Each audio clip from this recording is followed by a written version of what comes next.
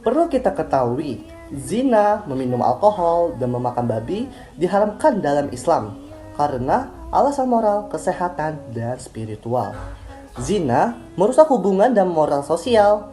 Alkohol mengganggu akal dan perilaku. Sementara memakan babi dapat membawa resiko kesehatan. Larangan ini didasarkan pada ajaran agama dan tekad untuk membangun individu dan masyarakat yang bermartabat, sehat, dan taat kepada Allah Subhanahu wa Ta'ala. Tetapi, mengapa di kalangan sosial memakan babi itu haramnya lebih besar dibandingkan melakukan zina dan meminum alkohol? Sedangkan di dalam Islam, hukum dari ketiga perbuatan dosa itu sama besarnya. Kenapa ya? Salah satu alasan mengapa terkadang memakan babi itu dihindari adalah karena adanya trauma masa kecil atau didikan yang tegas soal betapa menjijikannya hewan babi tersebut. Kalau saya ingat, semasa kecil saya pernah diperlihatkan sepotong daging babi yang diteteskan suatu cairan, lalu keluar dari daging tersebut cacing pita, atau dari video-video lain yang memperlihatkan lingkungan babi tersebut seperti tidak higienis termasuk pangannya. Terlepas dari benar atau tidaknya hal tersebut, tentu saja berpengaruh apalagi ketika video tersebut ditayangkan kepada anak kecil. Dikutip dari New York Magazine, The Complicated Reason Why You Like Some Food and Hate Others, salah satu alasan kenapa kita tidak menyukai suatu makanan adalah karena adanya social learning, di mana kadang kita suka atau tidak suka makanan hanya karena teman atau orang tua kita suka atau tidak suka makanan tersebut. Terdapat sebuah studi pada 2001, di mana peneliti menemukan bahwa bayi yang dulunya pada saat kandungan diberi nutrisi dari jus wortel, maka ketika mereka tumbuh besar, mereka cenderung menyukai sereal dengan rasa wortel. Lalu bagaimana dengan zina dan minuman beralkohol? Alasan lain daging babi tersebut masih kurang diminati juga terbukti dari kuantitasnya. Tidak banyak orang yang menjual babi di Indonesia sehingga akses terhadap produk ini cukup sulit. Kita bandingkan dengan alkohol yang peredarannya lebih masif di Indonesia. Dibandingkan dengan babi, walaupun peredarannya diregulasi bukan berarti tidak sedikit, tapi berarti peredarannya hanya terdapat di tempat-tempat tertentu. Selain itu, terkadang dengan otak masyarakat Indonesia yang jenius, ada aja cara untuk meracik atau mengoplos minuman beralkohol ini. Lalu kenapa umat muslim terkadang menganggap bahwa alkohol dan zina dapat ditolerir? Pertama, karena pengaruh dari barat. Sering ditemui, terutama di film-film barat yang budayanya minum minuman beralkohol untuk menghangatkan badan. Hal tersebut dijadikan contoh oleh masyarakat Indonesia, terutama umat muslim. Selain itu, alkohol juga dianggap sebagai salah satu benda yang digunakan untuk bersosialisasi. Maksudnya gimana? Terkadang ada orang yang ketika menongkrong dengan temannya atau dengan rekan bisnisnya dan rekan bisnisnya tersebut minum alkohol, maka orang ini tidak bisa menolak entah karena derajat atau jabatan rekan yang ini lebih tinggi sehingga tidak enak hati untuk menolak, atau memang karena iman dari orang tersebut lemah hingga akhirnya dia ikut minum, mabuk dan ketagihan sehingga dijadikan rutinitas. Setiap kali bertemu dengan rekan tersebut, dia mabuk dan bisa jadi orang tersebut menjadi parasit ke temannya lain dan mengajak teman atau rekan yang lain minum alkohol, dan ini bisa menjadi suatu chain reaction. Bagaimana dengan zina? Sayang sekali hal tersebut masih tabu untuk dibicarakan. Kadang orang tua lebih memilih untuk menghindari pertanyaan tentang hal tersebut dan tidak pernah menginisiasi pembicaraan soal pendidikan seks. Karena sudah banyak kita jumpai zina di sekeliling kita. Sangat mudah kita jumpai teman-teman kita yang muslim berpacaran, yang mana itu merupakan salah satu bentuk dari zina dan diwajarkan. Sehingga dari situ banyak sekali mudarat yang ditimbulkan, seperti seks di luar nikah, yang kemudian merembet ke masalah sosial seperti hamil di luar nikah, hamil di bawah umur, lalu nanti merembet lagi ke gonta-ganti pasangan yang menyebabkan penyakit timbul seperti HIV, AIDS, dan dapat juga memicu penyelewengan seksual seperti LGBTQIA++.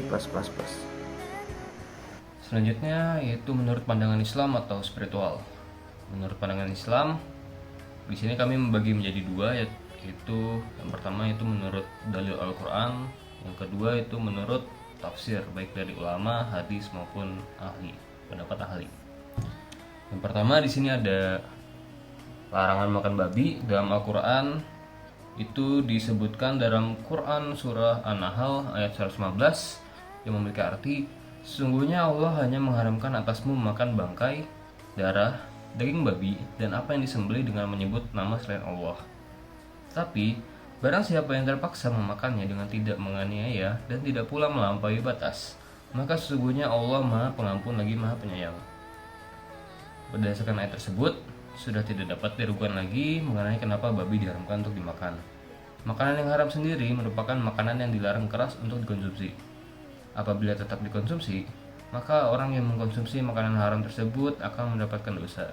Dengan demikian, jika kita memakan daging babi, itu berarti akan menimbulkan dosa besar.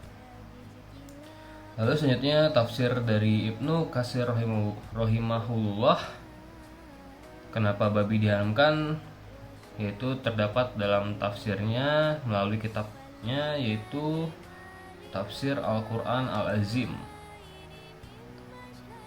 yang mana menyebutkan tentang haramnya memakan daging babi, yaitu dikatakan begitu juga dilarang memakan daging babi baik yang mati dengan cara disembelih atau mati dalam keadaan tidak wajar.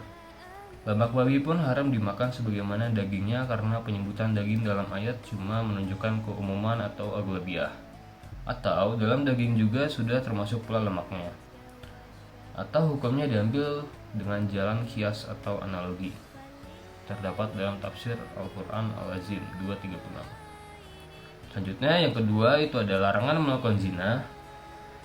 Yang pertama, menurut Al-Quran, larangan melakukan mendekati perbuatan zina dijelaskan dalam Al-Quran surah Al-Isra ayat 32 yang memiliki arti, dan janganlah kamu mendekati zina. Sesungguhnya zina itu adalah suatu perbuatan yang keji dan suatu jalan yang buruk.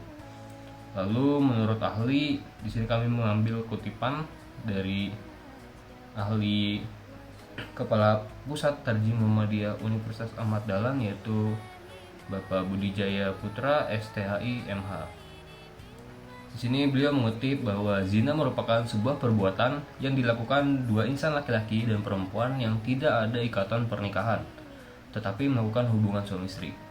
Bahaya zina menimbulkan banyaknya penyakit yang sebelumnya belum muncul, tapi saat ini sudah marak terjadi, seperti penyakit gonore atau raja singa. Dampak dari perbuatan zina terdapat dalam Quran surah An-Nur ayat 2. Terkait dengan masalah zina, menurut hadis riwayat Ibnu Majah, terdapat zina mata, seperti melihat sesuatu yang diharamkan; zina hati, yaitu memikirkan apa yang telah dilihat dan mengeksplorasinya dalam sebuah pikiran. Lalu ketiga ada zina telinga, yaitu mendengar sesuatu yang tidak baik seperti hal yang bergibah. Pada dasarnya, dalam Islam melarang sesuatu yang berlebihan karena akan berdampak pada hal-hal yang negatif. Allah Subhanahu wa Ta'ala sudah memberikan rambu-rambu di awal untuk tidak mendekati zina. Mendekati saja tidak boleh, apalagi melakukannya. Cara menghindari zina yang pertama yaitu menghindari hal-hal yang menjerumus terhadap zina, seperti berduaan, menonton hal-hal yang tidak sewajarnya. Lalu hal yang paling utama untuk menghindari zina yaitu selalu menghindari sinyal terjadinya sebuah perzinaan. Ucap dari Bapak Budi Jaya Putra, STHI, MH, selaku Kepala Pusat Tarjih Muhammadiyah Universitas Ahmad Dahlan. Lalu yang terakhir yaitu pandangan Islam atau spiritual dalam larangan meminum minuman keras. Disebutkan dalam Al-Quran surah Al-Maidah ayat 90 yang memiliki arti, hai orang-orang yang beriman, sesungguhnya minuman khamr, berjudi, berkorban untuk berhala, mengundi nasib dengan anak panah adalah perbuatan keji, termasuk perbuatan setan. Maka jauhilah perbuatan itu agar kamu mendapat keberuntungannya. Lalu menurut pendapat ahli, di sini kami mengutip sabda Rasulullah SAW yang mengatakan setiap yang memabukkan adalah khamar dan setiap yang memabukkan adalah haram. Hadis riwayat Muslim nomor 2003. Demikian merupakan pandangan Islam atau spiritual terhadap tiga hal yang menjadi bahasan pokok kami, yaitu larangan makan babi, perbuatan zina dilarang, dan terakhir yaitu larangan minuman keras. Jadi, kesimpulan yang dapat diambil yaitu perbandingan antara pandangan sosial dan spiritual terhadap tindakan seperti mengkonsumsi alkohol, melakukan zina, dan memakan daging babi mencerminkan kompleksitas manusia dalam memahami moralitas dan etika.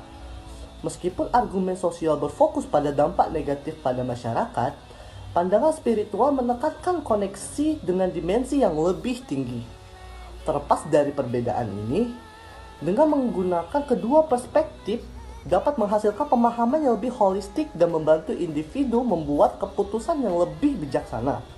Sehingga, dengan memadukan nilai-nilai sosial dan spiritual, dapat membantu menciptakan masyarakat yang lebih harmonis dan sadar secara moral.